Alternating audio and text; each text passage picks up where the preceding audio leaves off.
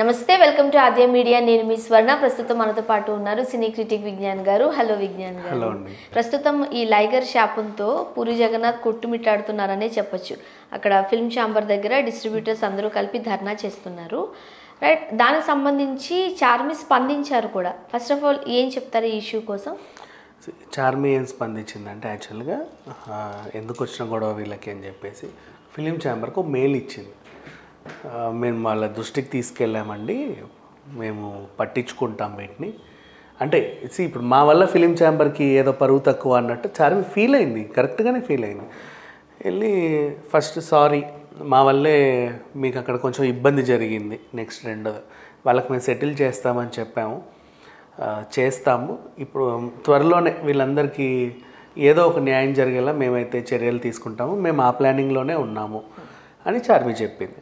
So ఇప్పుడు చార్మి చెప్పిన plan ఏమై ఉంటుంది, తొందరలోనే ఇస్మార్ట్ శంకర్ 2 తీసుకొని తర్వాత రామ్తో ఏదోలాగా కొద్ది గొప్ప పెట్టుకొని వీళ్ళు లాభపడినా నష్టపోయినా కనీసం నిలదొక్కుని వీళ్ళకి అంటే వాళ్ళు అనుకున్నంత కాకపోయినా ఎంతో కొంత సెటిల్ చేయొచ్చు, నెంబర్ 1. లేదంటే ఆ సినిమాని వీళ్ళకి ఫ్రీగా ఇవ్వడమో, డబ్బులు ఇవ్వకపోయినా సినిమాని వీళ్ళకి డిస్ట్రిబ్యూషన్ అవి ఇచ్చేసుకోవచ్చు కదా నైజాం ఏరియాకి. అంటే ఇప్పుడు తెలంగాణ ఎగ్జిబిటర్స్ అండ్ లీజర్స్ అసోసియేషన్ వాళ్ళే కదా గొడవ చేసేది, ఆంధ్ర వాళ్ళు కాదు. వాళ్ళు సేఫ్ ఉన్న వాళ్ళు ఓకే. సో వీళ్ళకి నైజాం ఏరియాని మైండ్లోంచి తీసేసి ఫ్రీగా ఇచ్చేసామనుకొని సీడెడ్ ఓవర్సీస్ వీటిపైన ఆంధ్ర కలెక్షన్లు పెట్టుకొని నెక్స్ట్ పైన డబ్బింగ్ రైట్లో లేకపోతే ఇంకేంటి శాటిలైట్ ఓటీటీ వీటి మీద ఎంతో కొంత సేఫ్గా ఉంటే బాగుండు అనేసి, అంటే తక్కువ బడ్జెట్లో తీసి ఎక్కువ ఏదైనా చేద్దాం అన్నట్టు ఒక ప్లాన్ వేసుకున్నారు వాళ్ళు. ఇవన్నీ అవ్వాలంటే కొంచెం టైం పడుతుంది. యాక్చువల్గా ఇండస్ట్రీ అంటే సినిమాలకు సంబంధించి అలా కొన్ని జానర్స్ ఉంటాయి, ఎక్కడ పోగొట్టుకున్నామో అక్కడే వెతుక్కోవాలి. అవును, ఇంకా వేరే ఆప్షన్ ఉండదు. చివరికి చూద్దాం పేకాట వాళ్ళు కూడా అదే చేస్తారు. ఎందుకంటే ఇప్పుడు ఒక సినిమాలో లాస్ అయింది, అందరూ లాస్ అయ్యారు, మళ్ళీ ఇంకొక సినిమా చేసి దానికి సంబంధించిన లెక్కలు ఇవన్నీ చూసుకుని సెటిల్మెంట్ చేసుకోవాలి తప్ప జోబు నుంచి పెట్టడానికి లేదు కదా. పూరి జగన్నాథ్కి పాపం డబ్బులు రాలేదు. అతను ఒక రకంగా చెప్పాలంటే లైగర్తో అతను ఎంతవరకు తెచ్చుకున్న పేరంతా కూడా ఒక రకంగా పోయిందనే చెప్పాలి పాపము. సో ఆయన కూడా నిలదొక్కుంటేనే కదా మీకు ఇచ్చేది. స్పోర్టివ్గా ఉన్నాడు, అందరిని అడుగుతున్నారు. ఈవెన్ గాడ్ ఫాదర్ లాంటి సినిమాలలో కూడా ఒక క్యారెక్టర్ చేశాడు. అండ్ చిరంజీవి గారితో మాట్లాడాడు, బాలయ్య గారిని కలిసి మాట్లాడాడు, విశ్వక్సేన్ని కలిశాడు, మళ్ళీ విజయ్ దేవరకొండతో కలుస్తున్నాడు, రామ్ని కూడా కలిశాడు. అందరినీ కలవగా రామ్ మాత్రం ఒక డేట్ ఇచ్చాడు హ్యాపీగా. నేను నీకు హ్యాండ్ ఇస్తాను, నాకు హ్యాండ్ ఇస్తాం అన్నట్లుగా ఒకరికొకరు. ఇప్పుడు అంతెందుకు, తేజ ఉదయ్ కిరణ్ని ఇంట్రడ్యూస్ చేసిన తర్వాత మధ్యలో వరుస ఫ్లాప్లు వస్తాయి, మళ్ళీ ఉదయ్ కిరణ్ ఆయనగా ఉన్న కాదన్నా చేశాడు. అట్లా ఉంటారు కొంతమంది. సదా ఉదయ్ కిరణ్ అందరూ, సదా వచ్చింది, ఉదయ్ కిరణ్ వచ్చి కలిసి ఓ సినిమా ఇచ్చారు, ఆయన హీరోయిన్ ఆయన హీరో. అండ్ కొంత చేస్తారు అట్లా. ఈవెన్ ఆయన ఫ్లాపుల్లో అంటే కాజల్ మళ్ళీ వచ్చి ఆయనకు చేసి పెట్టలా అట్లా, లక్ష్మీ కళ్యాణం ఇట్లాంటివి కొన్ని చేశారు వాళ్ళు.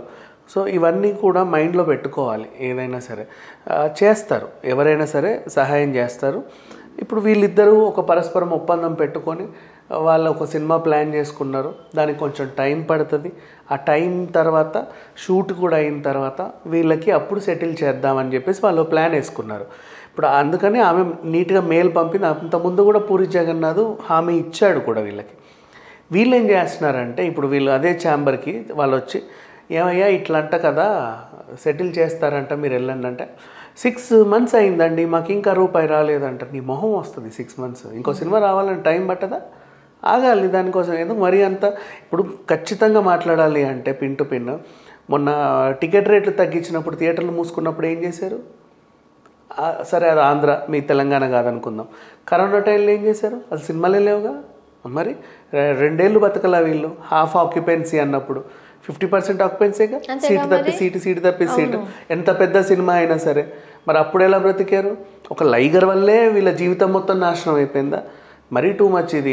ఏదో పట్టుకొని ఏదో చేద్దాం అన్నట్టుగా. ఇప్పుడు వీళ్ళందరూ శోభన్ని అండ్ ఇంకొకటి ఎవరు వరంగల్ సీన్ని అడగాలి. అసలు సంబంధం జగన్కి ఏంటి? ఫస్ట్ ఆఫ్ ఆల్ జగన్ డిస్ట్రిబ్యూటర్లకు ఇచ్చారు, డిస్ట్రిబ్యూటర్లు ఎగ్జిబిటర్లకు ఇచ్చారు. డిస్ట్రిబ్యూటర్లు కనబడట్లా, వాళ్ళని ఎత్తుక్కో, వెళ్ళి వాళ్ళ దగ్గరికి వెళ్ళు. పూరి మీద పడి చారు మీద పడితే ఏమొచ్చింది నీకు? కాకపోతే దీంట్లో చారు మీద చేసింది ఒక చిన్న తప్పు అయితే ఉంది. ఆమె ఏమనిందంటే మాకు ఓటీటీ నుంచి 200 కోట్లకు అడుగుతున్నారు, అయినా నేను ఇవ్వలేదు అని. దానికి వీళ్ళకి కొంచెం క్రేజ్ వచ్చింది, అమ్మో ఏందో అంట ఇంత అంట అని నమ్మేశారు. మరి ఇప్పుడు కానీ అది టీవీలో వచ్చినా సరే అంత పెద్ద టీఆర్పీ రేటింగ్ వచ్చినట్టు ఏం వార్తలు లేవు. టీఆర్పీ లేదు టీవీలో, లేదు ఎవరు చూడలేదు. 7 చేంజ్ వచ్చింది, అదేదో ఏదో ఊరికే అట్లా చూద్దాం అన్నట్టుగా బలవంతంగా అడ్వర్టైజ్మెంట్, ఆ ఛానల్ అడ్వర్టైజ్మెంట్ వస్తే ఈ ఛానల్ తిప్పినప్పుడు మధ్యలో చూసినట్టుగా చూసారు దాన్ని. అలా అలా అలా అలా కొట్టేశారు. కొంచెం రమ్యకృష్ణ కనబడింది, కొంచెం ఈయన కనబడ్డాడని చెప్పేసి చూశారు. కానీ వాళ్ళకు కూడా ఏదో బాలీవుడ్ సినిమా చూసిన ఫీలింగ్ వచ్చి ఎందుకు వచ్చిన గొడవలే అనుకున్నారు, దాన్ని పక్కన పెట్టారు. ఈవెన్ డబ్బింగ్ సినిమాలు అయినా సరే కొన్నిట్లో పాటలు బాగుంటాయి, దీంట్లో మరీ నరకం. ఇటు అది బాగాలేక అటు ఇది లేక ఏదో రకంగా సినిమా తీసి జనం మీదకి వదిలితే ఏదో అయిపోయింది లాస్ట్కి. ఇంకా నయం వీళ్ళకి సెన్సార్ రోజు వచ్చి కట్లు చెప్పలే, ఇంకా సెన్సార్ కట్లు చెప్తే ఇంకా సినిమా ఎందుకు పనికి రాకుండా ఉంటుంది, ఏం చూస్తున్నామో కూడా అర్థమయ్యేది కాదు. సరే ఎట్లయినా సరే వీళ్ళకైతే త్వరగా సెటిల్ చేస్తారు. వీళ్ళు మాత్రము గొడవలు పడుతున్నారు. కానీ చార్మి అయితే డీసెంట్గా మెయిల్ రాసింది, ఇస్తామని చెప్పింది. పూరి కూడా లైమ్ లైట్లోనే ఉన్నాడు.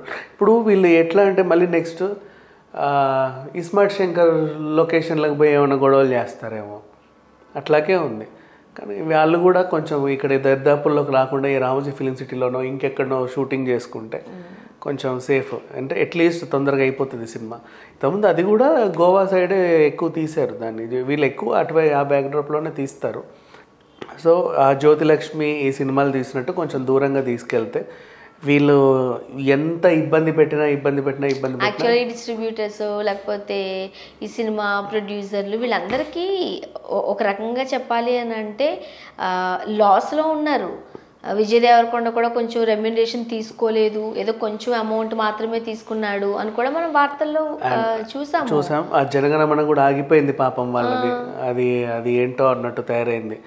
విజయ్ అనుకుంటే చేయొచ్చు దాన్ని కూడా. సరే చూద్దాం, ఒకవేళ ఇస్మార్ట్ శంకర్ 2 కనుక ఫామ్లోకి వస్తే ఆయన మళ్ళీ డేట్లు ఇచ్చి జనగణమన కూడా చేస్తే పూరి నిలదొక్కుంటాడు.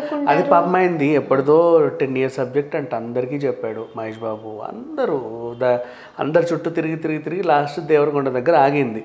పోనీ ఆగిందా అంటే అట్లా లేకుండా కొంచెం షూట్ కూడా చేసుకున్నారు. అంటే లైగర్ చేసేటప్పుడే వీళ్ళు అక్కడికి ఇక్కడికి వెళ్ళారనమాట.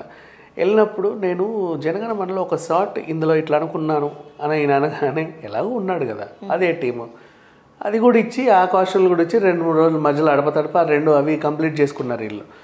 అట్లా అది కొంచెం పట్టాలెక్కింది. అండ్ నా అభిప్రాయం ఏంటంటే అట్లా 2 పడవ మీద కాలేసి లైగర్ని పక్కన పెట్టి దాన్ని కాన్సన్ట్రేషన్ తగ్గిందేమో, అందుకే అట్లా తయారైందని. అసలు చెప్పండి, ఆ లైన్ మనకే అర్థమైపోతుంది. అమ్మా నాన్న తమిళమ్మ ఈ లైన్నే పట్టుకొచ్చి ఇంకేదో చేయాలనుకున్నారు. పూరి లాంటి అంటే బుర్రున్న డైరెక్టర్లు చిన్న తప్పులు చేసేసి, అంటే చిన్న తప్పే బట్ దాని మూల్యం భారీగా చెల్లించుకోవాలంటారు చూడండి, అట్లా చేసుకున్నారు పాపం. అండ్ మళ్ళీ అది వదిలేస్తే లాస్ట్లో ఆ హాలీవుడ్ ఆయన్ని తీసుకొచ్చి లాస్ట్లో కమెడియన్ని చేసి పంపించారు. వాళ్ళ మీద ఎన్ని అంచనాలు ఉంటాయి అందరూ. అదే కదా, ఇట్లా ఏ యాంగిల్లో చూసుకున్నా ఇంకా బాలీవుడ్ స్టార్లు మన సునీల్ శెట్టి లాంటి వాళ్ళు అయితే కనబడడం కూడా కనబడలే, ఏదో ఉన్నారంటే ఉన్నారు అన్నట్టు పెట్టారు. అందుకే కొంచెం వీళ్ళకి డైజెస్ట్ అవ్వాలి. Thank you so much. Thank you.